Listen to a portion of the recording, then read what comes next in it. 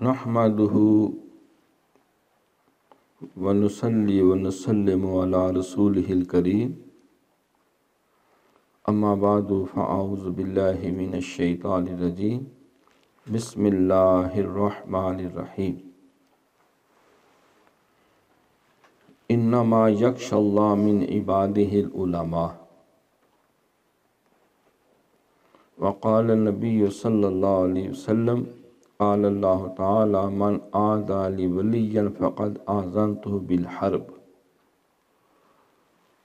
صدق اللہ مولانا العظیم وصدق رسولہ النبی الکریم رب اشرح لی صدری ویسر لی امری واحلل عقدۃ من لسانی یفقہوا قولی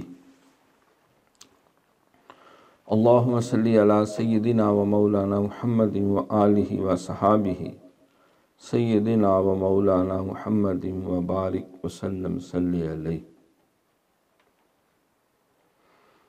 دماغوں سے آؤ دلوں کی طرف، بڑھاؤ قدم منزلوں کی طرف، فقیروں کی صحبت بڑی چیز ہے، کبھی آؤ ان محفلوں کی طرف۔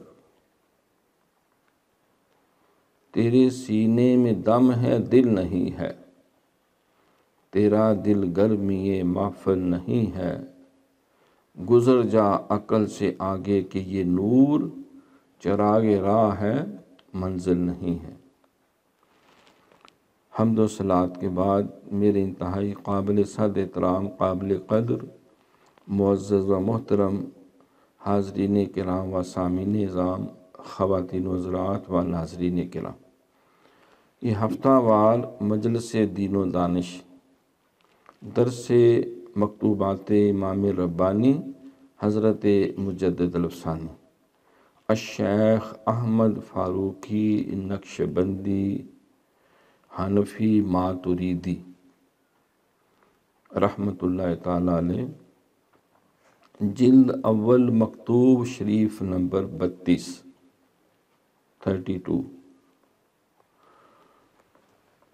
یہ آپ نے ایک سوال کے جواب میں مرزا حسام الدین احمد نقشبندی جو امام ربانی کے پیر بھائی تھے اور ایک ان کا نمایاں رتبہ اور مقام تھا، اور حضرت خواجہ خواجگان خواجہ باقی باللہ دہلوی رحمۃ اللہ تعالی علیہ ان کے خلفاء میں بھی تھے، اور جن کی بہت ساری دینی اور روحانی خدمات بھی ہیں۔ اس مکتوب میں آپ سے دریافت کیا گیا کہ بعض پیر بھائیوں نے مجھ تک یہ بات پہنچائی ہے کہ شیخ احمد سرہندی جو ہمارے بزرگ بھائی ہیں،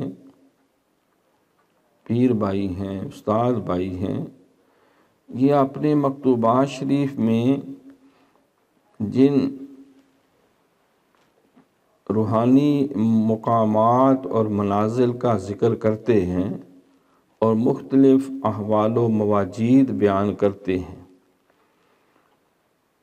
اور ایسی گفتگو اور نکتے جو ہیں وہ پیش کرتے ہیں، حالانکہ ہم بھی اپنے شیخ کی خدمت میں ان کے ساتھ رہے ہیں، ہم نے تو ان سے اس طرح کی باتیں کبھی نہیں سنی تھیں اور نہ ہم نے دیکھی تھی۔ تو یہ لگتا ہے شاید اپنے پاس سے یہ بنا لیتے ہیں، گاڑ لیتے ہیں، یا انہوں نے ہمارے پیر و مرشد کے حوالے سے بھی جو ان کے اعلیٰ مقامات کا ذکر کیا ہے، ہمیں تو کوئی ایسی خاص بات نظر نہیں آئی، تو انہیں کہاں سے نظر آ گئی؟ جو خواجہ بے رنگ خواجہ باقی باللہ فانی فی اللہ دہلوی رحمۃ اللہ علیہ ان کے مقامات، درجات اور روحانی ارتقاء کے بارے میں بھی جو کچھ شیخ احمد سرہندی بیان کر رہے ہیں، اگر کچھ ہوتا تو ہمیں بھی کچھ نظر آنا چاہیے تھا۔ تو انہوں نے پوچھا کہ یہ اس کی حقیقت کیا ہے۔ اس کے اوپر جو ہے وہ اس کے اوپر انہوں نے مجدد پاک کو مکتوب شریف لکھا، تو اس کے جواب میں آپ نے یہ 32 نمبر مکتوب جو پہلی جلد میں شامل ہے وہ تحریر فرمایا۔ 3 جلدوں میں آپ کے مکتوبات شریف ہیں۔ پہلی جلد میں اصحاب بدر کی تعداد کے مطابق 313 مکتوبات شریف ہیں۔ دوسری جلد میں 99 مکتوبات شریف ہیں اللہ کریم کے اسماء مبارکہ کی تعداد کے مطابق۔ تیسری جلد میں قرآن پاک کی سورتوں کی تعداد کے مطابق 114 مکتوبات شریف تھے، جو بعد میں ضمیمہ شامل کرتے ہوئے 10 مکتوبات شریف مزید شامل کیے گئے، 124 ہوئے، تو کل 536 یہ مکتوبات شریف ہیں، جس پہ 20 لوگ ڈاکٹریٹ کی ڈگری حاصل کر چکے ہیں اور بہت سارے کر رہے ہیں، اور ایم فل لیول کی ریسرچ و تحقیق کرنے والے تو بہت زیادہ ہیں، اور ماسٹر لیول پہ بھی اسی حساب سے۔ تو آپ کے مکتوبات شریف علم و عرفان کے وہ خزانے ہیں کہ میرا بھی، کیونکہ آپ کی شخصیت اور تعلیمات کے حوالے سے تحقیقی کام ہے ایم فل اور پی ایچ ڈی میں بھی، کہ اگر بنظر غور اس کی تہ میں جائیں تو شاید ایک ایک مکتوب شریف پہ ریسرچ کے اتنے پہلو ہیں کہ اس پہ ڈاکٹریٹ کی جا سکتی۔ والحمدللہ علی ذالک۔ اس کی کچھ ظاہری وجوہات بھی ہیں، کچھ باطنی وجوہات بھی ہیں، کیونکہ بات وہ سکہ ہوتی ہے جو نظر آ رہی ہو اور باطن بھی اس کی تائید کرتا ہو۔ ہمارے شیخ مکرم آقا ولی نعمت سید الاولیاء شہباز طریقت ابو البیان حضرت مولانا محمد سعید احمد مجددی رحمۃ اللہ تعالی علیہ، آپ نے جب درس مکتوبات شریف شروع فرمایا ہفتہ وار، تو ہم بڑے شوق سے اس میں شمولیت اختیار کرتے اور برکتیں حاصل کرتے۔ تو ہفتے میں جو دن مقرر تھا، آپ کو کچھ شرعی ایسی مجبوری یا ضرورت پڑ گئی کہ بیرون شہر جانا پڑا، تو جتنے ہمارے طریقت کے ساتھی تھے ان میں علماء بھی تھے، کچھ مشائخ بھی تھے، کوئی طالب علم بھی تھے، کوئی اساتذہ بھی تھے، معلمین بھی تھے۔ تو جاتی دفعہ آپ فرمائے کہ آج ناگا نہیں ہونا چاہیے، تو مکتوبات شریف کا درس جو ہے وہ محمد عظیم فاروقی صاحب دیں گے۔ میں شاید اس وقت 12ویں جماعت میں پڑھتا تھا، داڑھی مچھ نام کی شے ابھی قریب نہیں آئی تھی۔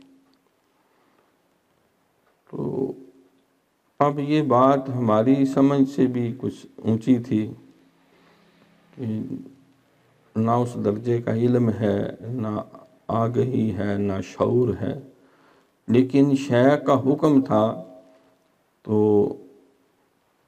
رات پوری پھر میں لگا رہا کہ کون سا مکتوب شریف ہونا چاہیے اور کیا کیا باتیں اس میں بیان ہو سکتی.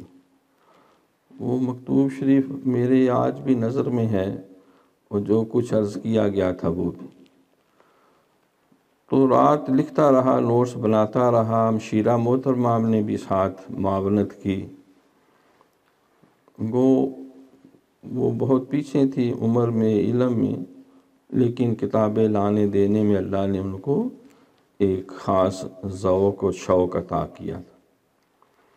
اسی رات میں خواب میں دیکھتا ہوں کہ میں ایک سمندر کے اندر کھڑا ہوں. سمندر تو زندگی میں کبھی دیکھا نہیں تھا، لیکن بہرحال خواب میں نے دیکھا، اور کنارے سے کوئی کچھ ہی فاصلے پہ تقریباً کوئی 10-12 فٹ اندر. تو میں دیکھتا ہوں سمندر، اس کا کوئی کنارہ نہیں، دوسرا جو ہے تو اس کا پانی جو ہے وہ نیلے رنگ کا ہے، نیل گوں ہے.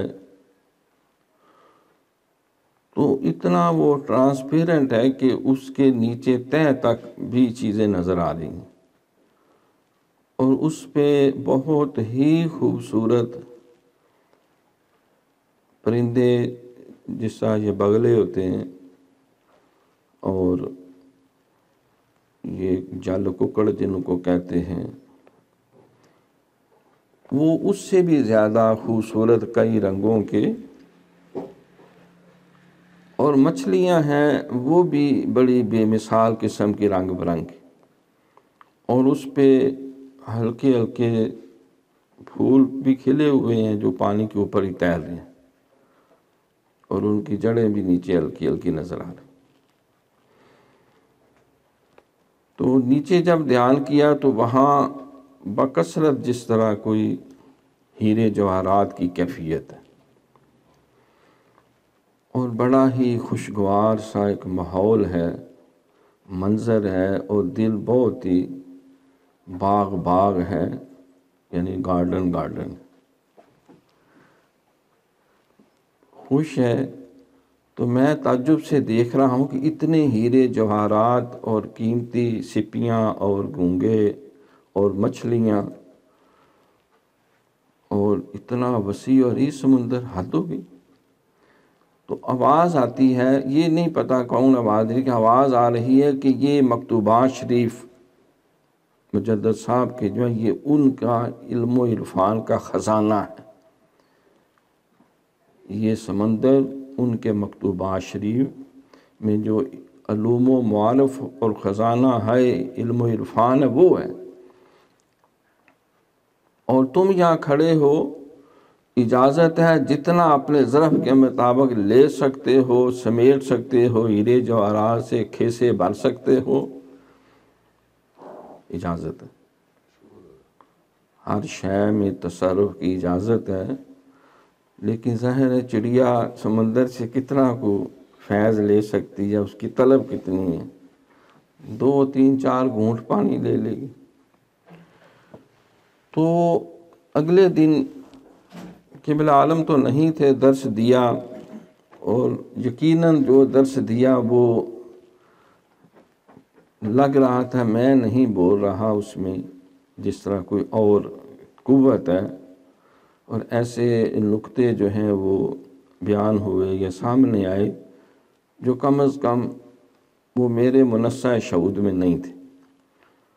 تو جو ہمارے علماء تھے اس میں، کیونکہ قبلہ عالم کا حکم تھا سب اس میں شامل ہوا کرو، اور جو بہت سینئر پیر بھائی وغیرہ، تو انہوں نے کہا کہ فاروقی صاحب نے جو باتیں کی ہیں واقعی یہ بہت ہی اہم اور قابل توجہ اور قابل غور ہے. اور قبلہ عالم نے ٹھیک ڈیوٹی لگائی تھی کہ یہ مکتوبات شریف کا درس ہے. تو جس وقت ایم فل اور پی ایچ ڈی میں تھارولی موقع ملا، اور جہان امام ربانی کی 13 جلدیں جو پروفیسر ڈاکٹر مسعود احمد صاحب،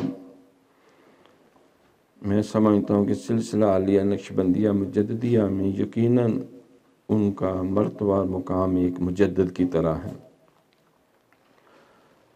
جو جس طرح انہوں نے طریقت کی خدمت فرمائی ہے، تو 13 جلدوں پہ انسائکلوپیڈیا جہان امام ربانی کے نام سے انہوں نے جو کچھ بیان کیا، جو کچھ اس میں پھر تھارولی پڑھنے کا سمجھنے کا موقع ملا، تو پھر مجھے اندازہ ہوا کہ وہ جو 12ویں جماعت کے اندر وہ جو سمندر دکھایا گیا تھا، وہ سمندر چھوٹا تھا، اس جیسے کئی سمندر اس کے اندر۔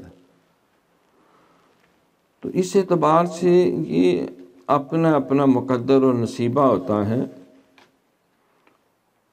تلک الرسل فضلنا بعضهم علی بعض، اللہ فرماتا ہے رسولوں میں بھی سب کے درجے ایک جیسے نہیں ہیں، نبیوں میں بھی درجات ایک جیسے نہیں ہیں۔ جس طرح ایک یونیورسٹی میں جو بی ایس کا اسٹوڈنٹ ہے، پہلے سیمسٹر کا اسٹوڈنٹ وہ بھی ہے، جو وہاں سے پی ایچ ڈی کر رہا ہے وہ بھی اسی یونیورسٹی کا اسٹوڈنٹ ہے، جو پوسٹ ڈاک کر رہا ہے وہ بھی ادھر کا اسٹوڈنٹ ہے، جو وہاں ٹیچر پروفیسر پڑھا رہے ہیں، lecturer, assistant professor, associate professor, full professor, ان کا تعلق بھی اسی یونیورسٹی سے ہے۔ جو وائس چانسلر صاحب ہیں وہ بھی اسی یونیورسٹی سے متعلق ہے، لیکن درجات میں بڑا فرق ہے۔ جو بی ایس پارٹ 1 پہلے سیمسٹر کا اسٹوڈنٹ ہے، وہ پی ایچ ڈی یا پوسٹ ڈاک کے لیول کا نہیں ہے، لیکن یہ ٹھیک ہے کہ ہیں اسی یونیورسٹی سے متعلقین، لیکن درجے اپنے۔ اسی طرح آرمی میں ایک عام سپاہی ہے، ایک اس سے اوپر درجہ ہے، چلتے کوئی صوبے دار ہے، پھر آگے ایک دوسرے رینکس آ جاتے، کوئی سیکنڈ لیفٹیننٹ ہے، کوئی لیفٹیننٹ ہے، پھر اوپر کوئی میجر ہے، کوئی کرنل ہے، پھر بریگیڈیئر ہے، جنرل ہے، چیف آف آرمی اسٹاف۔ تو یہ درجات موجود ہیں، لیکن جو وہاں لنگر تیار کرتا ہے لانگری، وہ بھی کہتا ہے میں پاک آرمی میں ہوں۔ تو جرنیل صاحب بھی یہی کہیں کہ میں پاک آرمی میں ہوں، درجے تو ایک جیسے نہیں۔ تو انبیاء و مرسلین میں بھی اللہ فرماتے ہیں درجات ایک جیسے نہیں ہیں۔ اللہ نے 1,24,000 کم و بیش انبیاء و مرسلین بھیجے، نفس نبوت میں سارے یکساں ہیں، کہ اللہ نے سب کو یہ اعزاز دیا، اپنا نبی بنایا، اور کہہ دیا جو یونیورسٹی کا ایک کارکن یا طالب علم ہونے کا اعزاز گویا کہ ملا۔ مثال سے سمجھا۔ پھر ان میں 313 جو ہیں وہ رسول ہیں، ان میں پھر اولو العزم مرسل ہیں، اور ان میں پھر امام الانبیاء کا رتبہ اور مقام ہے۔ حسن یوسف دم عیسیٰ ید بیضا داری، آنچ خوباں ہمہ دارن تو تنہا داری۔ تو سارے نبیوں کو جتنے کمالات اللہ نے علیحدہ علیحدہ دیے تھے وہ اکٹھے کر کے سرکار دو جہاں صلی اللہ علیہ وسلم کو عطا فرما دیے۔ وَعَلَّمَكَ مَا لَمْ تَكُنْ تَعْلَمْ۔ تو اس اعتبار سے جس طرح انبیاء میں درجات ہیں، اسی طرح اولیاء میں بھی درجات، صحابہ میں بھی درجات ہیں۔ اب سارے صحابہ وہ نفس صحابیت میں تو سب سرکار کے دوست ہیں، ساتھی ہیں، اصحاب ہیں، برابر ہیں، لیکن پھر درجات علیحدہ علیحدہ۔ جو اصحاب بدر کا درجہ ہے وہ درجہ باقی صحابہ کا نہیں۔ ان میں پھر جو مہاجر ہیں ان کا درجہ باقی اصحاب بدر سے بھی بلند ہے۔ پھر ان میں جو 4 خلفائے راشدین ہیں ان کا رتبہ اور مقام باقی سارے اصحاب بدر سے بھی بڑھ کے۔ پھر ان میں جو خلافت کی ترتیب ہے وہ ان کی فضیلت کی ترتیب ہے۔ پھر جو ہجرت سے جنہوں نے سرکار کی ہجرت آپ کے ساتھ کی ان کا رتبہ، جنہوں نے بعد میں ہجرت کی ان کا رتبہ، پھر بہت سارے فتح مکہ کے بعد مسلمان ہوئے تو ان کا درجہ ان تک نہیں پہنچ سکتا جو فتح مکہ سے پہلے مسلمان ہو۔ کیونکہ فتح مکہ پہ تو پھر آیتیں آگے بھی 4 مہینے ہیں، کلمہ پڑھ لو نہیں تو تمہیں پھر مرغا بنایا جائے گا، یا نکل جو خطہ عرب سے، یا پھر حلال ہونے کے لیے تیار ہو جائے، یا پھر بندے دے پتر بن جو، کلمہ پڑھ لو۔ تو اب جو ہے مرتا کیا نہ کرتا، سوائے چند ایک کے، اکرمہ بن ابو جہل بھاگ گیا، وحشی بھاگ گیا، کچھ اور بھاگ گئے، نکل گئے۔ لیکن باقیوں نے کہا کہ اب کیونکہ سرکار کی حکومت ہے، نبی بھی ہیں، رسول بھی ہیں، اقتدار بھی ہے، اختیار بھی ہے، اب 10,000 فوج بھی ہے، تو ابو سفیان نے بھی یہی کہا کہ پہلے طاقت ان کے پاس تھی تو یہ تھے، اب طاقت دوسری طرف سے چلی گیا، یقیناً اللہ ان کے ساتھ۔ تو انہوں نے بھی موقع محل سارا سامنے رکھتے ہوئے پھر سارے کے سارے مسلمان ہو گئے۔ جو بھاگ گئے انہیں بھی بعد میں احساس ہوا کہ ہم بھی بیوقوف ہیں، فتح اور کامیابی تو عرب کو ملی ہے، قریش کو ملی ہے، ساری دنیا کو فتح کرنے کا مزدہ اور خوشخبری تو ان کے لیے، ہم کیوں ہمیں بیوقوف ہوں؟ وہ بھی پھر بانوں سے آ کے کلمہ پڑھ کے وہ سارے بھی مسلمان ہو گئے، اور اسلام کے لیے پھر انہوں نے بڑا کام بھی کیا۔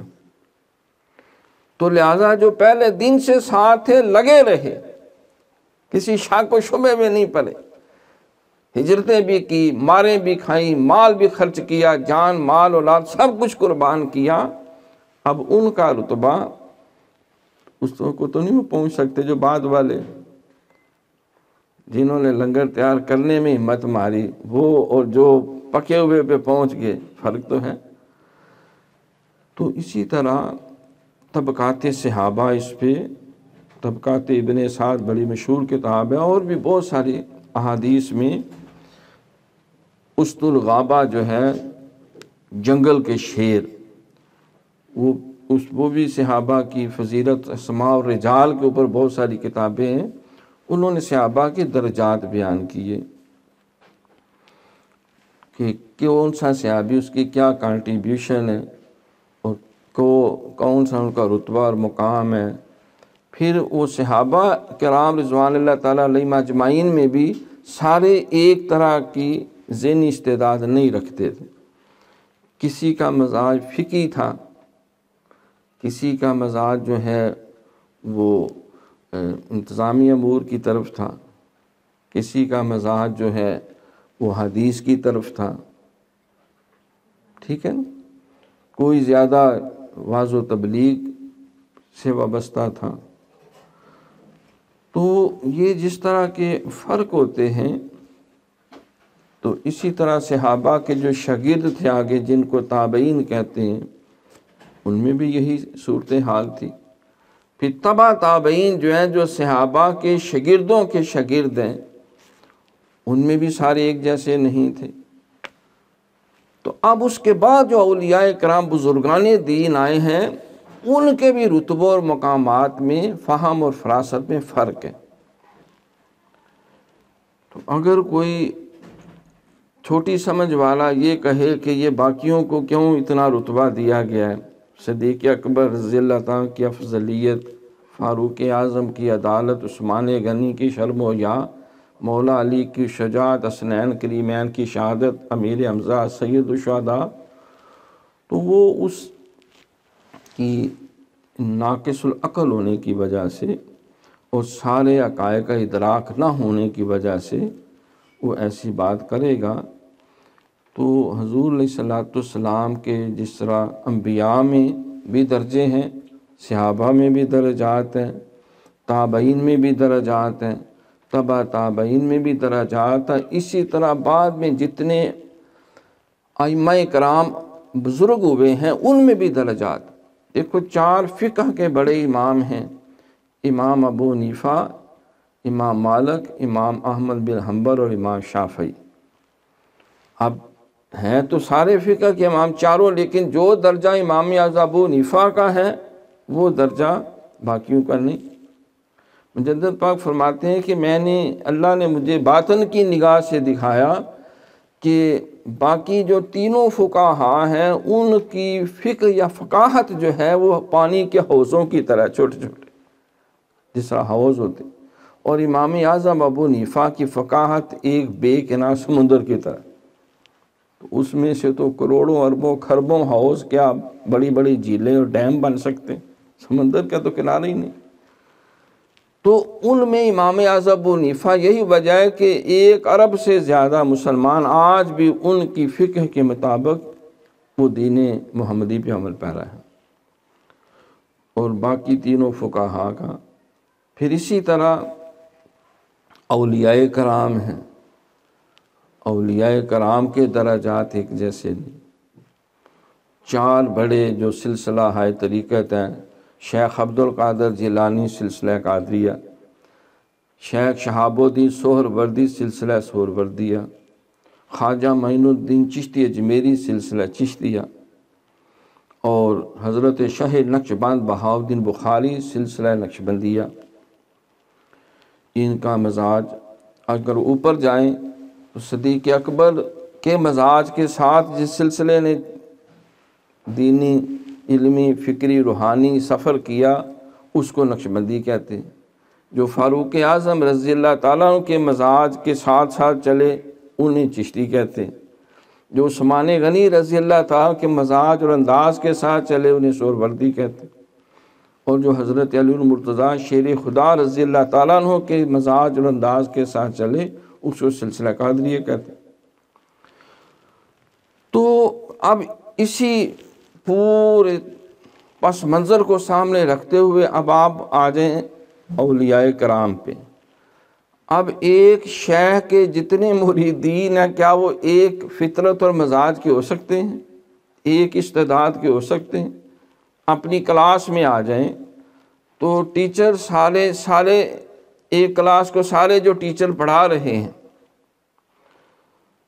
تو سارے طلباء کا ایک جیسے نمبر نہیں آتے کہ سب کے 100% نمبر آ گئے، نہیں، کسی کے زیادہ آتے ہیں، کسی کے کم آتے ہیں، کسی کے اور کم آتے ہیں، کوئی فیل بھی ہو جاتے ہیں کیونکہ طلباء کی استعداد میں فرق ہوتا ہے۔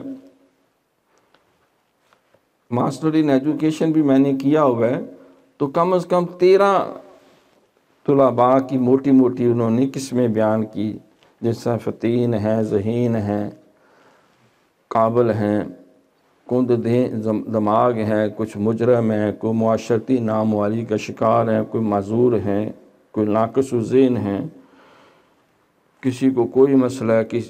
تو ٹیچر جب تدریس کرتا ہے تو ان 13 قسم کے سٹوڈنٹس کو سامنے رکھ کے پھر وہ ٹیچ کرتا ہے تاکہ ہر ایک کو اتنا کوئی مل جائے کہ وہ عزت سے کامیاب ہو جائے، پاس ہو جائے۔ تو اب جو فتین بچہ ہے کند دماغ تو اس جیسا نہیں ہو سکتا، جو کند ذہن ہے وہ اس جیسا نہیں، فتین کے بعد ذہین آ جاتے ہیں، پھر آگے مزید کیٹیگریز ہیں۔ اب کوئی یہ اعتراض کرے کہ دیکھو جی جو 99.9% نمبر لے گا اس کو نمبر کیوں ملے؟ استاد تو ہمارا ایک ہی تھا، ہمیں 50% نمبر، اس کو 99۔ اور بھئی اس نے زیادہ بات کو سمجھا، زیادہ فالو کیا، زیادہ محنت کی، تو تم باقی کھیل کود اور دیگر کاموں میں لگے رہے، یا تمہاری اتنی ذہنی استعداد نہیں تھی، تمہارا پس منظر یا بیک گراؤنڈ ایسا نہیں تھا، تمہارا میتھ کمزور تھا، تیری انگریزی کمزور تھی، بایو میں فلاں فلاں۔ اب بات سمجھ میں آ گئی نا؟ اور یہی اعتراض کیا گیا کہ آپ کو اتنا فیض اور اتنا علم کہاں سے آ گیا؟ مرید تو ہم بھی تھے، ہمیں تو کوئی اس طرح کی جو ہے وہ واردات نہیں ہوئیں، احوال و مواجید نہیں آئے۔ تو مجدد پاک نے ان کو محبت اور پیار سے علمی اور فکری انداز میں جو اس مکتوب شریف میں جواب لکھا، اس کا جو لب لباب اور خلاصہ جو ہے وہ میں نے اختصار کے ساتھ آپ کو پہلے پیش کر دیا ہے۔ تو اب آپ نے اس بات کو کیسے سمجھایا کہ اس کمال کے بیان میں کہ جو صحابہ کرام رضی اللہ تعالیٰ عنہم سے مخصوص ہیں اور اولیاء میں سے بہت تھوڑے ہیں جو اس کمال سے مشرف ہوئے ہیں، اور حضرت مہدی رضی اللہ تعالیٰ عنہ میں وہ کمال پورے طور پر ظہور پائے گا، اور وہ کمال جذبہ اور سلوک کی نسبت سے بڑھ کر ہے، اور اس بیان میں کہ صنعت کمال بہت سے فکروں کے ملنے پر ہوتا ہے، اور اس کی زیادتی بہت سے فکروں کی پیروی پر منحصر ہے۔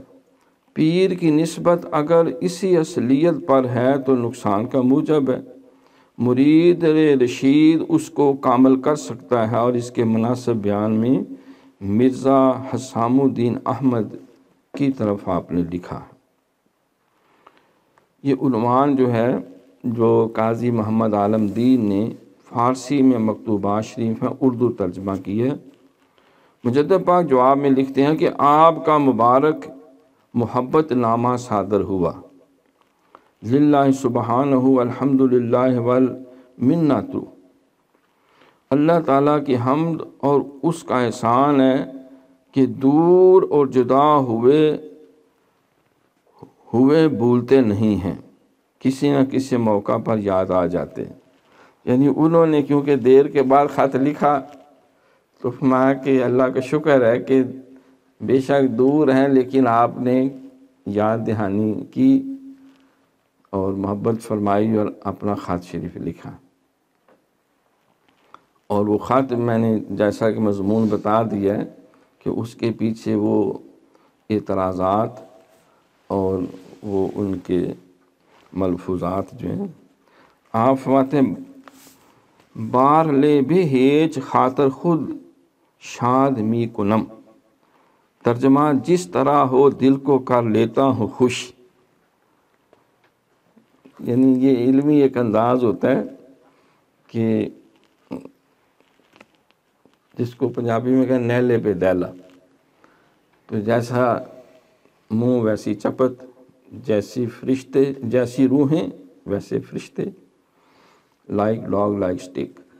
تو یہ ہوتا ہے جس طرح کا جس درجے کا کوئی بندہ اسی حساب سے۔ سرکار کا بھی فرمان ہے قول الناس بمنازلہم، لوگوں سے ان کی ذہنی، فکری، معاشی، معاشرتی جو بھی ہے اس استعداد کو سامنے رکھتے ہوئے پھر کلام کیا کر۔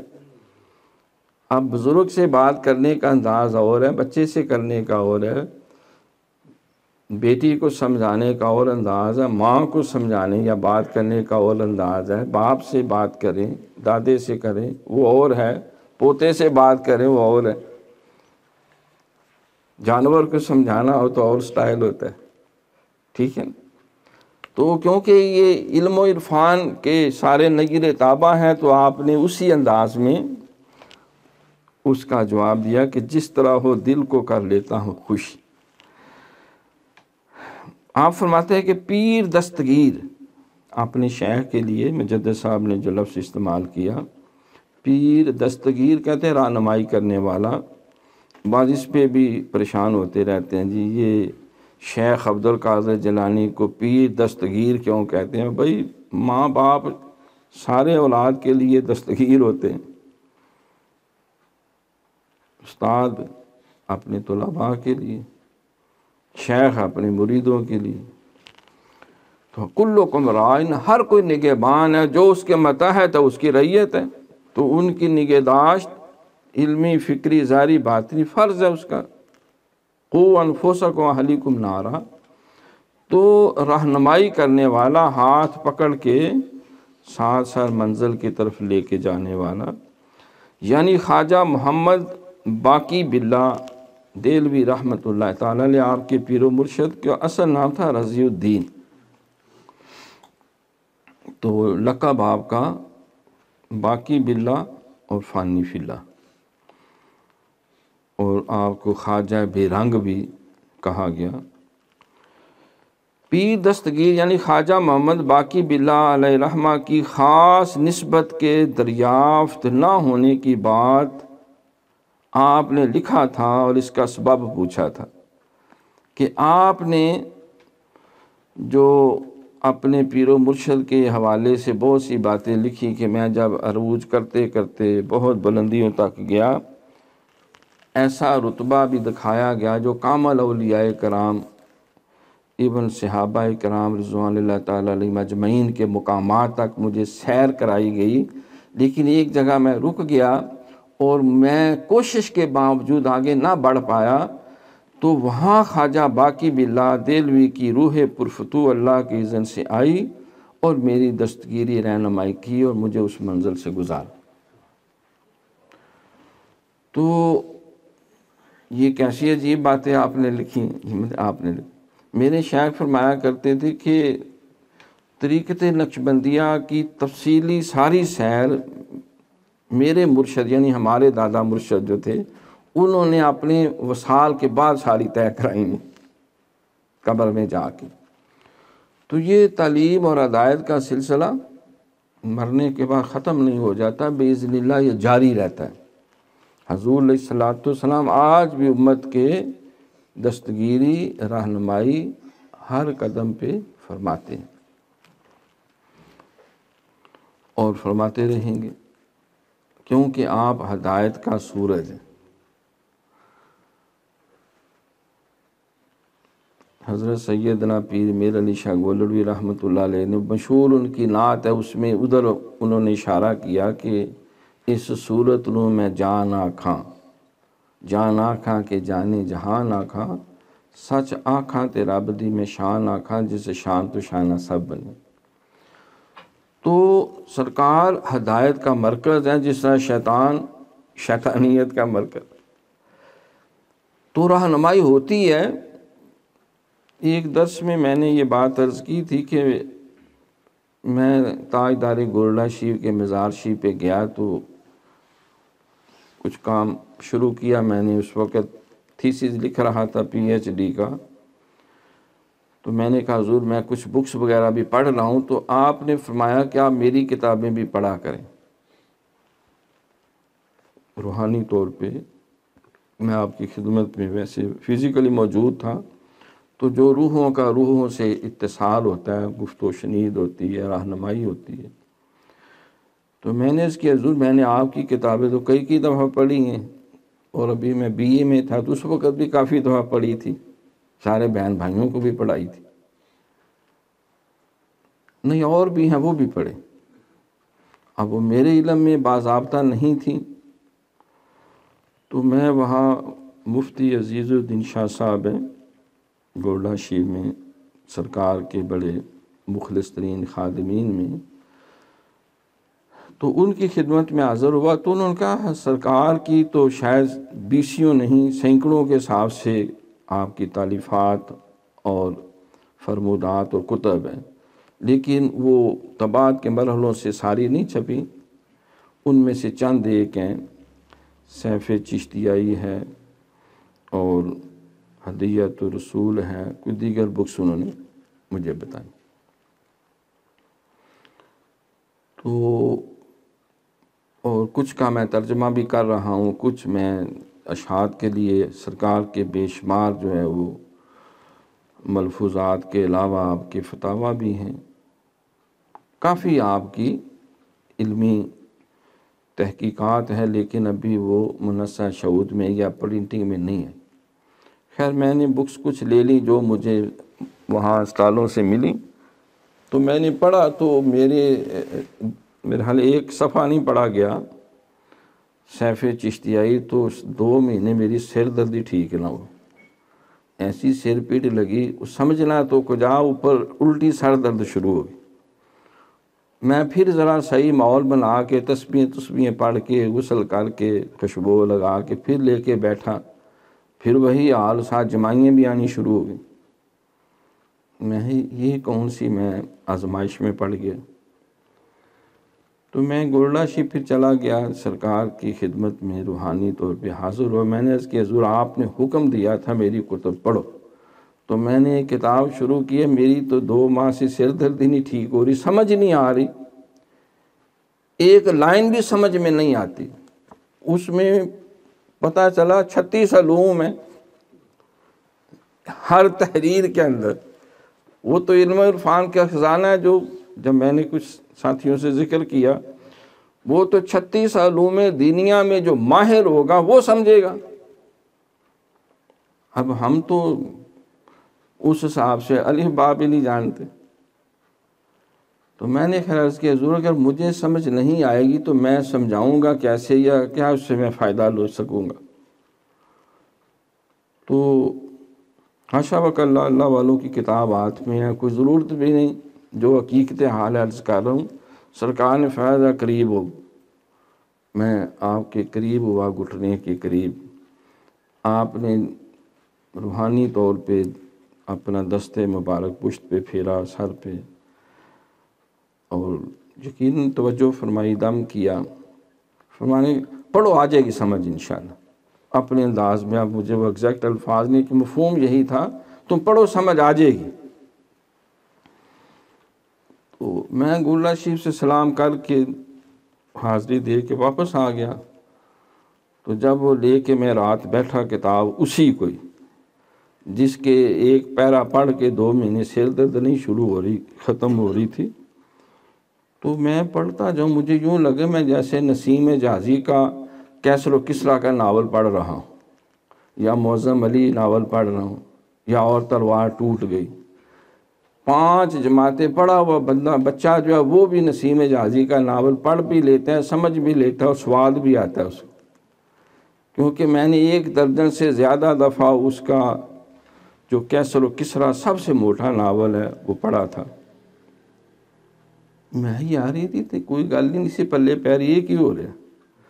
میں نے پھر جان بوجھ کے درمیان سے کوئی صفحہ کھول لیا، اب سر درد شروع ہونی چاہیے، وہ بھی سمجھ آتا جب میں کوئی 17-18 صفحے ادھر ادھر پٹول کے پڑھتا رہا، وہ مجھے لگے میں تو کوئی ڈائجسٹ پڑھ رہا ہوں۔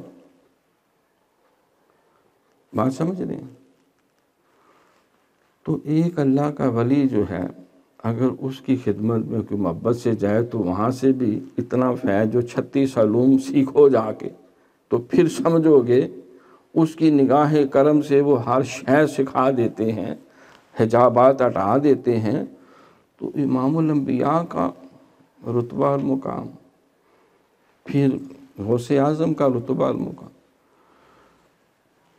تو ہمیں کو لاکھ سمجھائے کہ قبر سے فیض نہیں مل سکتا، عظیم فاروقی کیسے مانے گا؟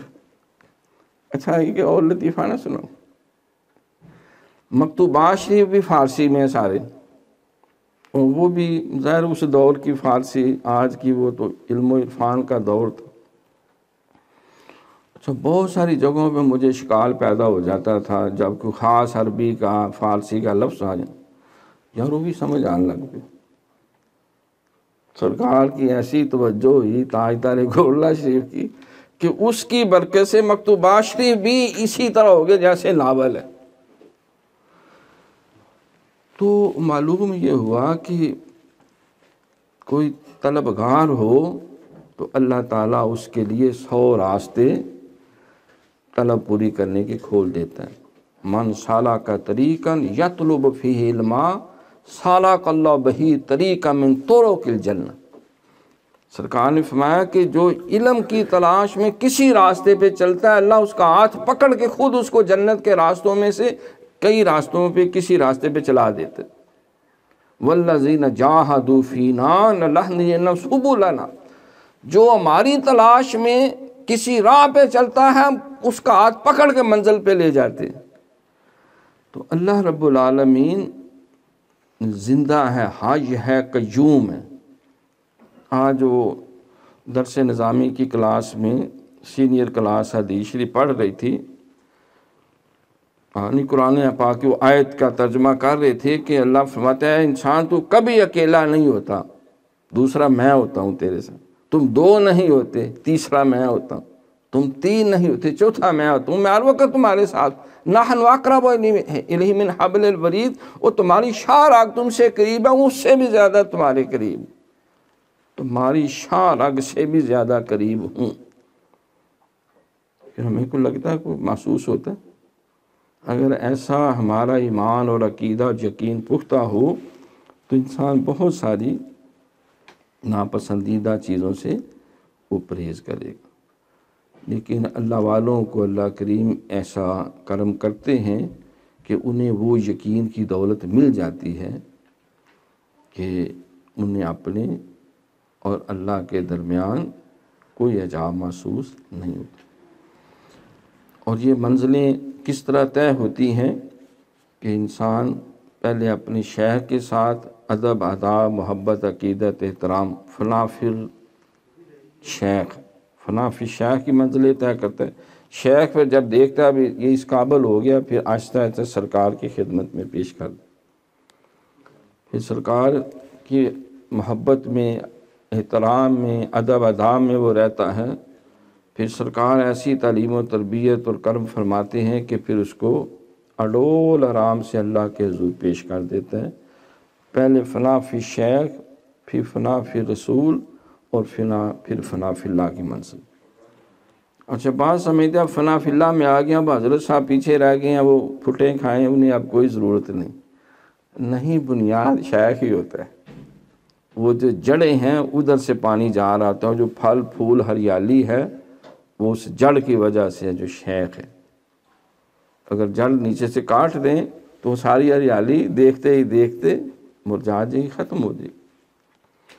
تو شیخ رہنما ہوتا ہے، مرشد ہوتا ہے، ہادی ہوتا ہے۔ الشیخ فی قومہ کالنبی فی اصحابہ، شیخ اپنے مریدوں میں اسی طرح ہے جیسے نبی علیہ الصلوۃ والسلام اپنے صحابہ میں۔ اسی لیے سرکار نے فرمایا کہ العلماء ورثۃ الانبیاء، علماء نبیوں کے وارث ہوتے ہیں۔ علماء امتی کا انبیاء بنی اسرائیل، میری امت کے علماء بنی اسرائیل کے نبیوں کی طرح۔ جس طرح ایک رسول ہوتا، کتاب اس کو ملتی، اس کو سکھانے، پڑھانے، سمجھانے اور عمل درآمد کرانے کے لیے اللہ کئی نبی بھیجتا معاونت میں۔ موسیٰ علیہ السلام کو تورات دی اور معاونت کے لیے حضرت ہارون علیہ السلام کو 20 سال نبوت دی، تم بھی اس کے ساتھ مل کے یہ ڈیوٹی کر۔ یہی وجہ کوہ طور پہ جب گئے تو ایک انہوں نے بچڑا بنا لیا، سامری جادوگر کہتے ہیں، سامری نے، تو انہوں نے اللہ کو چھوڑ کے اس کی پوجا شروع کر دی۔ موسیٰ علیہ السلام آئے، سخت ناراض ہوئے، تو ہارون علیہ السلام کو بالوں سے پکڑ لیا، بعض کہتے ہیں داڑھی شریف کے بال، بہرحال کھینچا، کہا کہ بھائی میرے بال نہ کھینچیں، میں بے بس تھا، اگر میں مزید احتجاج کرتا یہ مجھے بھی قتل کر دیتے، تو میں نے فتنے سے بچانے کے لیے سمجھاتا رہا ہوں، لہٰذا میرا اس میں قصور اس اعتبار سے نہیں۔ تو پتہ چلا کہ جو بڑا ہوتا ہے چھوٹوں سے بعض اوقات حالات کنٹرول سے باہر بھی ہو جاتا ہے۔ اور پھر انہوں نے آ کے پھر موسیٰ کلیم اللہ نے ان کو کنٹرول کیا اور ان کی گرفت کی۔ تو جب وہ 70 سردار نے کہا ہمیں بھی اللہ سے ہیلو ہائی کرائیں، قرآن میں ہے کہ سارے فوت ہو گئے، مارے گئے، تو موسیٰ علیہ السلام نے کہا کہ یا اللہ پہلے میری قوم میری دشمن ہے، بات نہیں، میں یہ 70 سردار بھی مارے گئے تو میں پھر کیا جا کے ان کو جواب دوں گا، تو ان کی جہالت اور بیوقوفی کی وجہ سے ہمیں اس طرح کے آزمائش میں نہ ڈال، کرم فرما۔ تو انہیں اللہ نے پھر زندہ کر دی۔ تو یہ تعلیم و تربیت کا نظام یہ اسی طرح چلتا آ رہا ہے۔ تو پہلے فنا فی شیخ، پھر فنا فی رسول، پھر فنا فی اللہ، پھر باقی باللہ۔ تو حضرت خواجہ باقی باللہ دہلوی رحمۃ اللہ علیہ کے حوالے سے آپ فرما رہے ہیں کہ آپ نے جو بات پوچھی ہے اور اس کا سبب پوچھنے کی کوشش کی ہے، تو میرے مخدوم اس قسم کی باتوں کا بیان کرنا بذریعہ تحریر بلکہ بذریعہ تقریر بھی مناسب معلوم نہیں ہوتا۔ یعنی اس طرح کے جو معرفت کی گہری باتیں ہیں وہ لکھنے لکھانے سے کچھ بالا ہیں۔ خاصاں دی گل آما آگے نہیں مناسب کرنی، خاصاں دی گل آما آگے نہیں مناسب کرنی تے مٹھی کھیر پکا محمد کتے آگے دھرنی، مرمر ایک بناون شیشہ مار وٹائے کہ بھن دے، تھوڑے رہ گئے دنیا اندر قدر شناس سخن دے۔ تو یہ ہر دیکھو نا، قرآن پاک نے بھی کہا کہ دیکھو ہم نے یہ قرآن نازل کیا، اس میں کچھ آیتیں، کچھ محکمات ہیں، کچھ متشابہات ہیں۔ محکمات وہ کتاب کی اصل ہیں اور وہ ہر کوئی پڑھتا ہے اور اس سے رہنمائی ملتی ہے، لیکن کچھ متشابہات ہیں وہ جو علم میں راسخ ہے، ان کے سوا ان کو ہر کوئی نہیں سمجھ سکتا، اس کے لیے اتنی استعداد ہو، اتنا نالج ہو، اتنا اس کے پیچھے جو ہے وہ ورع اور تقویٰ ہو، تو پھر وہ اس کی تہہ تک اللہ کے کرم اور فضل سے پہنچ سکتے ہیں۔ تو آپ فرما رہے ہیں کہ یہ ایک ایسا مسئلہ ہے کہ اس کو لفظوں میں سمجھانا مشکل ہے، بلکہ باتوں میں بھی سمجھانا مشکل ہے۔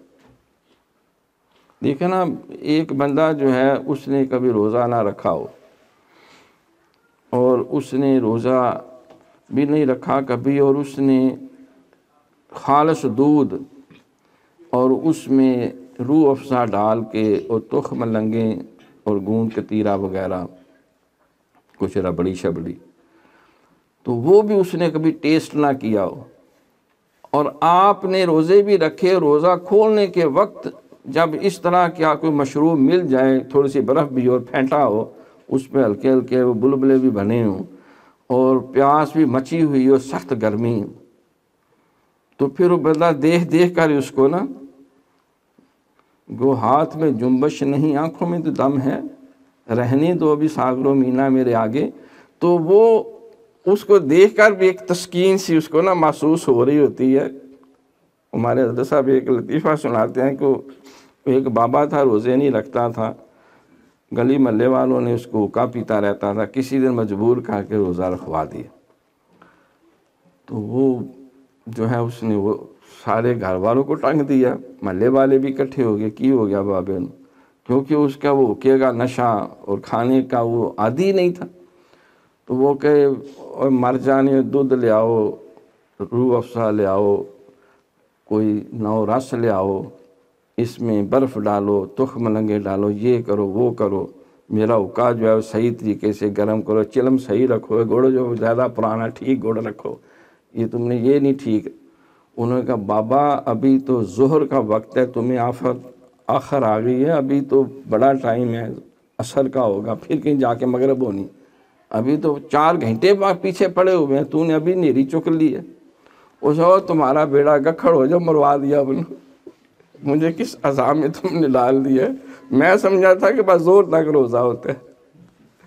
تو یہ تو ابھی تو پتہ نہیں کب جا کے کفتیں ہونی ہیں، میری تو جان نکل جائے گی۔ تو اب اس بندے کو جس کو تجربہ نہیں، آپ اس کو جتنے مرضی اچھے لفظوں میں سمجھائیں، بھئی جب سخت پیاس لگے تو روزہ رکھا ہوا ہو تو پھر تخم لنگے، روح افزا، ربڑی شبڑی ڈال کے پیئیں، بڑا سواد آتا ہے، تو کیا یہ لفظوں میں سواد دے سکتے ہیں آپ اسے؟ نہیں دے سکتے۔ اس کو زبان سے بھی کروڑ دفعہ سمجھائے، اس کو جب تک وہ پی نہیں لے گا، اس کو اس کی حقیقت سے آگاہی نہیں ہوگی، اور پیے بھی اس حالت میں جب اس نے مغرب تک روزہ برداشت کیا ہو اور پیاس اپنے وہ پیک تک پہنچ چکی ہو۔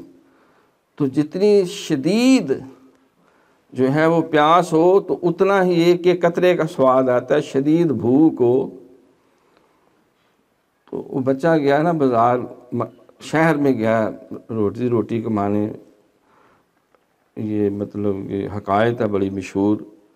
تو ماں نے کہا کہ میں نے تیرا کھانا باندھ دیا، تو یہ اس وقت پراٹھے کھانے ہیں جب یہ شہد بن جائے۔ بازار وہ شہر میں آیا، سارا دن پھرتا رہا روزی روٹی کے لیے، کچھ کام کیا، کوئی ادھر ادھر، اور کھول کے دیکھے کہ ابھی یہ شہد نہیں ہوا، ابھی شہد نہیں ہوا۔ کافی وقت گزر گیا، بھوک جب عروج پہ پہنچ گئی، اس نے کہا خسمہ دا سر کھائے شہد میں تے تھا مر چلا۔ اس نے وہ کھولا وہ پوٹلی، اور وہ خشک روٹی جس پہ نہ کوئی اچار تھا نہ سالن تھا، کھایا تو اس کو شہد سے بھی زیادہ مزہ آیا۔ تو اس نے کہا بیٹا جس وقت طلب بڑھ جائے تو یہ خشک روٹی بھی شاید سے کتنا میٹھی لگتی ہے۔ تو انسان کو اس طرح طلب ہو تو وہ طلب جو ہے وہ پھر ملنے والی چیز کی قدر و منزلت جانتے، لیکن ایزی کم ایزی کو جنہیں بیٹھے بٹھائے کو مل جاتا ہے تو ان کو اس چیز کی قدر نہیں ہوتی۔ اسی لیے ماں باپ کہتے ہیں تمہیں کھانے کی ہر شے مل گئی ہے بیٹھے بٹھائے، اس لیے تمہیں قدر نہیں۔ ہم سے پوچھو کس طرح ہم نے تکلیفیں اٹھا کے ہم اور وہ ریڑوں گڈھوں کی لائٹوں کے نیچے اور کھمبوں کی لائٹوں کے نیچے بیٹھ کے ہم نے پڑھا ہوا ہے، تو پھر پیپر دیے، پھر پاس ہوئے، کتنی تکلیفیں اٹھائی۔ تمہیں ہر شے پلیٹ میں مل گئی ہے، تمہیں احساس نہیں۔ تو یہ ساری گفتگو کرنے کا مقصد یہ ہے کہ بعض ایسی چیزیں ہوتی ہیں جب تک بندہ اس میں سے گزرے نہ پریکٹیکلی، وہ اس کی حقیقت کو نہیں سمجھ سکتا۔ تو مجدد صاحب فرما رہے ہیں کہ حضرت آپ نے یہ سوال جو پوچھا ہے یہ لفظوں میں سمجھانے والا نہیں ہے، تحریر بلکہ تقریر میں بھی لانے والا نہیں۔ اس غرض کے لیے پیر کی خدمت میں حسن ظن کے ساتھ حاضر ہونا یا مدتوں تک صحبت میں رہنا ہر طرح ضروری ہے۔ وبدون ہی خرط القطاد، اس کے علاوہ بے فائدہ رنج ہے۔ اسودہ شبہ باید و خوش محتابے، تاباتو حقائق کنم از ہر جابے، تا کہوں میں تجھ سے اس دلبر کی بات۔ تو آپ نے اس میں جو بات بیان کی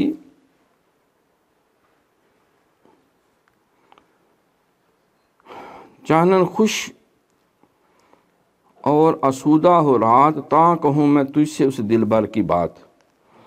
آپ فرماتے ہیں کہ یہ علم اور معرفت کی باتیں جو ہیں اس کے لیے اپنی شیخ کی مجلس و صحبت میں عقیدت کے ساتھ، نیاز مندی کے ساتھ اور حسن ظن رکھ کے مدتوں خدمت کا وظیفہ بجا لایا جائے، اور شیخ کے بارے میں کوئی بدگمانی، کوئی بے یقینی اور کوئی شکوک و شبہات دل میں نہ لائے جائیں، تو پھر علم و عرفان کے وہ سوتے پھوٹتے ہیں اور دروازے کھلتے ہیں۔ تو جو سمجھے میرا استاد جو ہے یہ ہمیں یکھڑ مار رہا ہے اور ہمیں الو بنا رہا ہے، فلاں ٹیسٹ پیپر سے اس نے یہ سوال تیار کیا ہوا ہے، اس کو خود پتہ کوئی نہیں ہے۔ اور لطیفہ مشہور ہے نا کہ وہ والدہ نے پوچھا کہ منی تمہاری نئی میڈم آئی ہے کیسی ہے وہ؟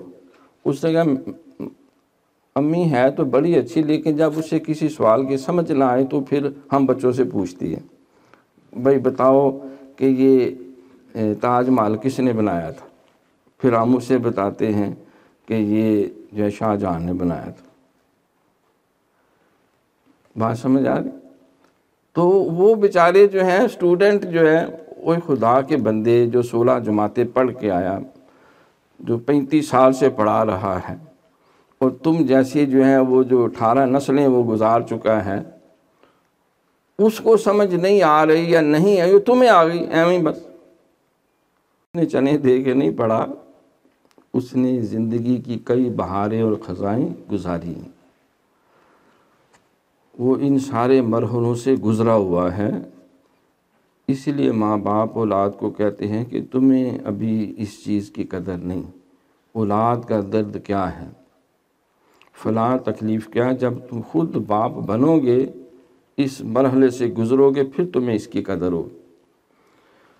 تو اسی طرح مجدد پاک فرماتے ہیں کہ تم پہلے تحقیق ریسرچ کر لو، شیخ پانی پیو پن کے تے شیخ پڑھو چن کے، کہ کیا یہ بندہ اللہ رسول کے ہدایت کے راستے پہ گامزن ہے، کیا یہ اس کیلیبر کا حامل ہے، کیا اس کی مجلس و صحبت میں بیٹھنے والوں کو کوئی فائدہ ہوا ہے، ہو رہا ہے۔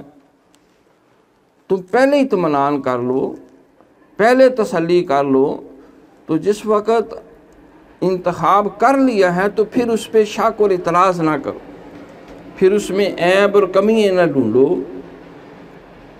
پھر مطمئن رہو اس بات پہ کہ تم نے اللہ کے رضا کے لیے ہدایت کے جس راستے میں چلے ہو، اور جو مرشد اور رہنما جو سنت اور شریعت کے بتائے ہوئے طریقے پہ گامزن ہے چل رہا ہے، تو پھر تم لگے رہو، وہ علم و عرفان کے سارے خزانے تمہیں بھی نصیب ہوں گے۔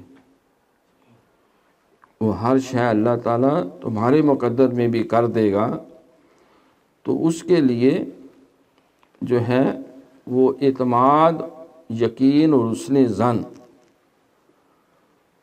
حضرت صاحب رحمۃ اللہ علیہ سے ہم نے پوچھا کہ حضور شیخ کی پہچان کیا ہے؟ فرمایا کہ کسی مرشد کو پہچاننا کہ آپ کوشش نہ کریں، یہ مشکل ہے۔ ولی کو صرف ولی پہچان سکتا ہے، چور کو صرف چور جان سکتا ہے، set a thief to catch a تھیف۔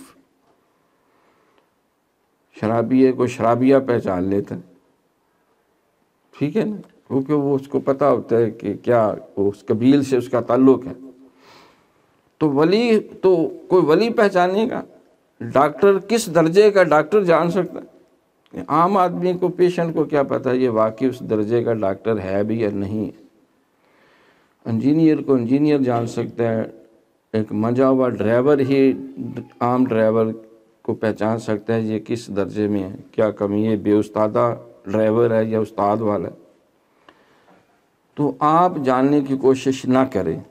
طریقہ میں بتا دیتا ہوں، تم دیکھو کہ اس کی مجلس و صحبت میں بیٹھنے والوں میں کوئی بندے کا پتر بھی ہے کہ پہلے اس کی زندگی ایسی تھی، اس کے جب سے یہ وابستہ ہوا اس میں نمایاں فرق ہے۔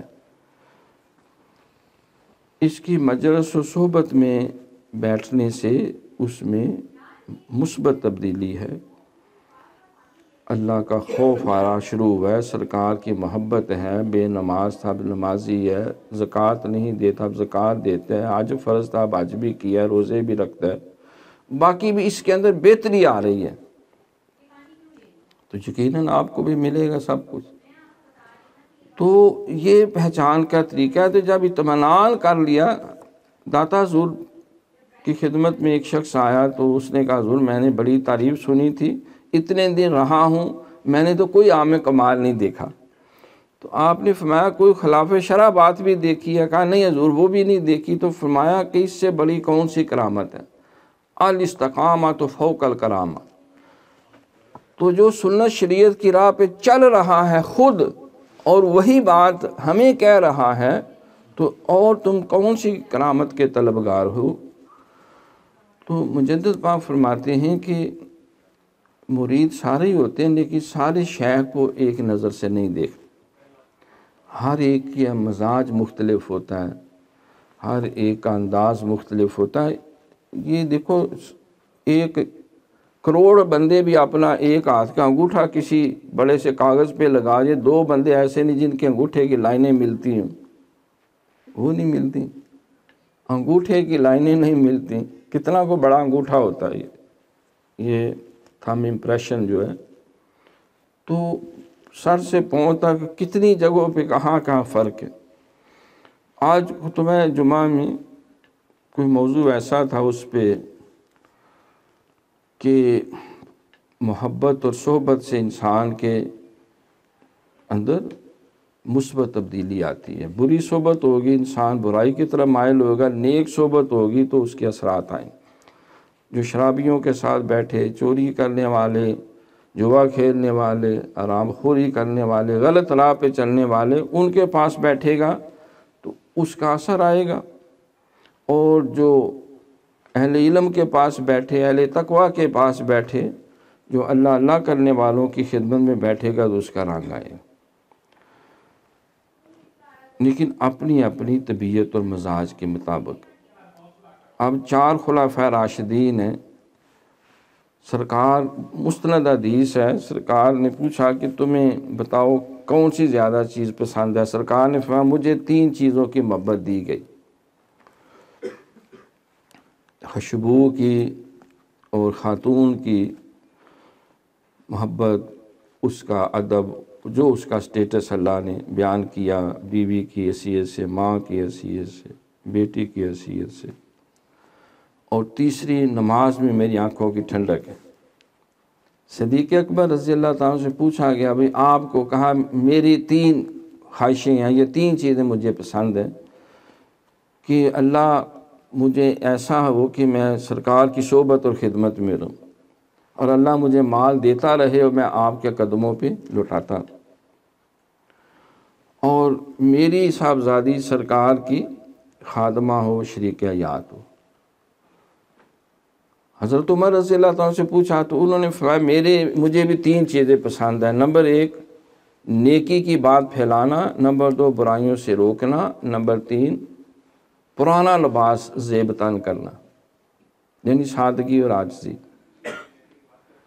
عثمان غنی رضی اللہ تعالیٰ سے پوچھا، انہوں نے کہا حضور مجھے بھی 3 چیزیں پسند ہیں۔ نمبر 1 غلاموں کو آزاد کرنا، بھوکوں کو کھانا کھلانا، اور کثرت سے قرآن کی تلاوت کرنا۔ حضرت علی المرتضیٰ شیر خدا رضی اللہ تعالیٰ عنہ سے پوچھا، کہا حضور مجھے بھی 3 چیزیں پسند۔ نمبر 1 سخت گرمی میں روزے رکھنا، مہمان نوازی کرنا، اور اللہ کی رضا کے لیے جہاد کرنا۔ اب اس پہ محدثین تبصرہ کرتے ہیں کہ اب تینوں کے مزاج کی 81 صحابہ، یہ سب سرکار کے خلفاء ہیں، صحابہ کرام ہیں، اعلیٰ سے اعلیٰ ان کے درجے ہیں۔ انہوں نے، دادا حضور نے بھی کشف المعجوشی میں تبصرہ کیا، باقی بزرگوں نے بھی اپنے مزاج کے مطابق جو ان کا اندرونی کیفیت تھی، جو ان کے احوال تھے باطن کے، وہ ان کے لفظوں بن کے سامنے آئے۔ اب صدیق اکبر نے سرکار کی سنگت اور صحبت کو فوکس کیا، آپ کی ذات اور خدمت کو فوکس کیا، آپ پہ سب کچھ تن من دھن لٹا دینے کو فوکس کیا، تو جو سرکار کی مجلس اور صحبت میں رہا وہ ثانی اثنین وہ ثابت ہو۔ سرکار کے بعد ثانی کا درجہ کسے ملا؟ ابو بکر صدیق، اور قرآن نے بھی کہا ثانی اثنین اذ ہما فی الغار اذ یقول لصاحبہ لا تحزن ان اللہ معنا۔ پہلا اس روئے زمین پہ سرکار نے جب اعلان نبوت کیا تو آپ نے اللہ کی توحید حقیقی اپنی نبوت کا اعلان کیا، اور سیدنا صدیق اکبر جوان مردوں میں سب سے پہلے ان کے سینے کو اللہ نے نور ایمان کے لیے پسند کیا۔ خواتین میں سیدہ جو ہے وہ خدیجہ الکبریٰ رضی اللہ، اور چھوٹی عمر کے بچوں میں علی المرتضیٰ شیر خدا رضی اللہ، غلاموں میں حضرت زید بن حارث رضی اللہ تعالی۔ تو اسلام میں بھی ثانی، تو علامہ نے کہا جب صدیق اکبر کا تعارف کرایا تو فرمانے لگے کہ ہمت او کشت ملت راچ ابر، ثانی اسلام و غار و بدر و قبر۔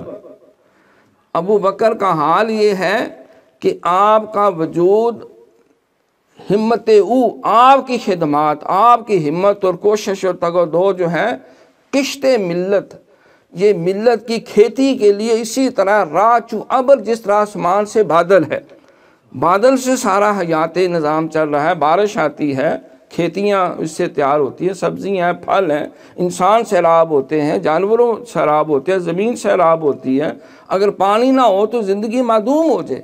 تو آپ امت محمدیہ کے لیے آسمان کے بادل کی طرح ہیں، ثانی اسلام و غار و بدر و قبر۔ آپ اسلام میں بھی حضور کے ثانی ہیں، اور آپ غار میں بھی حضور کے ثانی ہیں، اور آپ بدر میں بھی حضور کے ثانی ہیں، اور قبر میں بھی حضور کے ثانی ہیں۔ جس نے جتنی اعلیٰ شخصیت کی سنگت و صحبت کو فوکس کیا وہ بلند ہوا، تو جس کو جتنی اعلیٰ سنگت اور صحبت ملی، عاجزی اور انکساری سے، مشائخ میں بھی جو مرید شیخ کی خدمت اور صحبت میں ادب سے، احترام سے صدیق اکبر رضی اللہ تعالیٰ عنہ کے بتائے ہوئے کرائٹیریا کے ساتھ چلتا ہے، اللہ تعالیٰ اس کو سب کچھ عطا فرما دیتا۔ سرکار نے فرمایا ما سب اللہ فی قدری فی قلب الا وقد سبت فی قلب ابی بکر، اللہ نے جو کچھ محمد صلی اللہ علیہ وسلم کے سینے میں علم و عرفان جو کچھ ڈالا تھا، میں نے ابو بکر کے سینے میں ڈال دیا۔ سمجھا رہی؟ صحبت بھی ہو لیکن حسن ظن کے ساتھ، سرکار کو ناراضگی کا کوئی تصور ہی نہ ہو، کوئی شائبہ ہی نہ ہو۔ اب دیکھو چاروں خلفاء راشدین ہیں، ایک موقع آیا کہ سرکار اب فاروق اعظم سے بھی قبیلہ خاطر ہوئے، ٹھیک ہے، جب صلح نامہ حدیبیہ،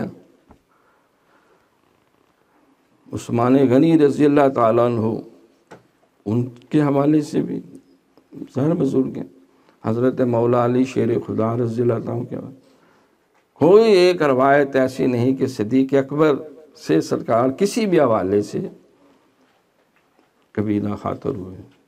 محبت ہے، چاہت ہے، احترام عقیدت میں، صحابہ میں سب سے آگے۔ مجھے کسی کے مال نے اتنا نفع نہیں دیا جتنا ابو بکر صدیق کے مال نے دیا۔ تو آپ سرکار کی خدمت اور صحبت جو ہے اس میں جو رتبہ اور مقام جو ہے، ظاہر تعلیم اور تربیت کے مراحل اور دور چلتا ہے تو وقت کے ساتھ ساتھ بھی کاملیت پیدا ہوتی ہے۔ تو مجدد صاحب فرماتے ہیں کہ جو مرید کے شیخ کے مرید ہوتے ہیں، یہ صرف سمجھانے کے لیے جو بزرگوں نے کتابوں میں لکھا، ورنہ ہمارے لیے تو وہ اعلیٰ سے اعلیٰ ساری ہستیاں ہیں، لیکن ان کے ان کلمات سے ان کے باطن کی کیفیت کا اظہار ہے۔ تو جتنے مریدین ہیں وہ اپنی استعداد میں یکساں نہیں ہوتے، شیخ کے ساتھ جو جتنا وابستہ ہوتا ہے، اخلاص کے ساتھ، عقیدت کے ساتھ، حسن ظن کے ساتھ، تو اس کو علم و عرفان کی ساری منزلیں طے کروائی جاتی۔ مجھے یاد ہے کہ بالعالم کو بعض کہتے کہ عظیم فاروقی صاحب بعض ایسی باتیں کرتے ہیں، کہانیاں سناتے ہیں، ہمیں تو نہیں آتی، نہ اس طرح کا رونا آتا ہے، نہ اس طرح کا یہ ہوتا ہے، نہ اس طرح کا وہ ہوتا ہے۔ وہ فرماتے تھے ہر ایک کا مزاج مختلف۔ پھر فرماتے ہیں کہ جس کو تفصیلی سلوک طے کروایا جاتا ہے اس کو ساری منزلوں سے گزارا جاتا ہے، تاکہ بعد میں خود بھی آگاہ رہے اور کسی اور کی بھی رہنمائی اگر کرنی پڑے تو ان ساری منزلوں، ان تکلیفوں، آلام و مصائب سے وہ آگاہ ہو، ان سے گزرا ہوا ہو۔ تو اس اعتبار سے مجدد صاحب فرماتے ہیں کہ یہ علم و عرفان کی باتیں جو میں کر رہا ہوں، اس کے لیے اس کو لفظوں میں نہیں سمجھایا جا سکتا۔ اگر تم چاہتے ہو کہ تمہیں بھی ایسے ہی معرفتیں نصیب ہوں تو اس کے لیے ضروری ہے کہ شیخ کی صحبت میں طویل عرصہ عقیدت اور محبت سے حسن ظن رکھتے ہوئے گزارا جائے، تو پھر وہ فیضان کا وہ سمندر جو ہے وہ قلب میں اترتا ہے۔ نہیں تو بعض اپنے مشائخ میں بھی عیب ڈھونڈتے رہتے ہیں، تلاش کرتے رہتے ہیں، کمیاں کوتاہیوں کی فہرست بناتے رہتے ہیں۔ بھئی وہ کوئی نبی رسول تو نہیں، انسان ہے، اور انسان جو ہے وہ معصوم عن الخطا، اللہ کی نے اپنے نبی علیہ السلام کو ملائب اللہ یعصمک من الناس، باقی انسان ہیں، اللہ کریم اپنے فضل سے انہیں محفوظ رکھتے ہیں۔ لیکن اگر تمہیں محسوس ہوا ہے، ہو سکتا ہے وہ غلطی ہو ہی نہ، لیکن تمہیں لگ رہا ہے، تمہاری عقل کا دھوکہ ہو سکتا ہے، نفس کا دھوکہ ہو سکتا ہے، شیطان کا دھوکہ ہو سکتا ہے، یا جس نے بیان کیا اس نے کوئی گڑبڑ کی ہوگی، کیونکہ بیان کرنے والے بھی بعض اپنے پاس سے مرچ مسالہ لگا دیتے ہیں، حقیقت حال کچھ اور ہو، تو تو نے ایویں بدگمانی شروع کر دی، تو جہاں بدگمانی ہوتی ہے وہاں فیض رک جاتا۔ تو مجدد صاحب نے یہ بنیادی نقطہ یہاں ابتدا میں بیان کیا، آپ اسی کو فوکس کریں کہ انسان جب اپنی استاد پہ اعتماد کر کے چل پڑے، پھر اس کی رہنمائی میں چلتا رہے، اس پہ اعتراض شک شبہ نہ کرے۔ ہاں اگر کوئی ایسی بات ہے سمجھ میں نہیں آ رہی تو پوچھ لے، یہ نہیں کہ شیدہ میدہ گاما ماجا ساجا جو کہانیاں سنا رہے تم سمجھو کہ یہ جبریل امین کا قائم مقام ہے، یہ بالکل صحیح کہہ رہے اور میرا شیخ تو ہمیں چار رہا ہے، اس کو کوئی پتہ نہیں۔ تو ایسی باتیں جو ہیں وہ انسان کے وہ فیض کا سلسلہ بھی رک جاتا ہے، منزل بھی کھوٹی ہو جاتی ہے بعض کا، جو ہے وہ نسبت بھی سلب ہو جاتی۔ تو اللہ تعالیٰ سے دعا ہے کہ اللہ کریم، یہ ابھی مکتوب شریف کے کیونکہ ابھی درجات باقی ہیں، وہ اگلے درس میں ہم اس کو مکمل کریں گے۔ دعا یہ ہے کہ اللہ تعالیٰ ہمیں ہر قسم کی شکاوت سے اور تمام پاک بازان امت ان کے بارے میں حسن ظن رکھنے اور بالخصوص اپنے مشائخ کے ساتھ عقیدت اور محبت کی توفیق عطا فرمائے، اور ہر قسم کے اللہ تعالیٰ ہمیں شر سے محفوظ رکھے۔ وما علینا الا البلاغ المبین۔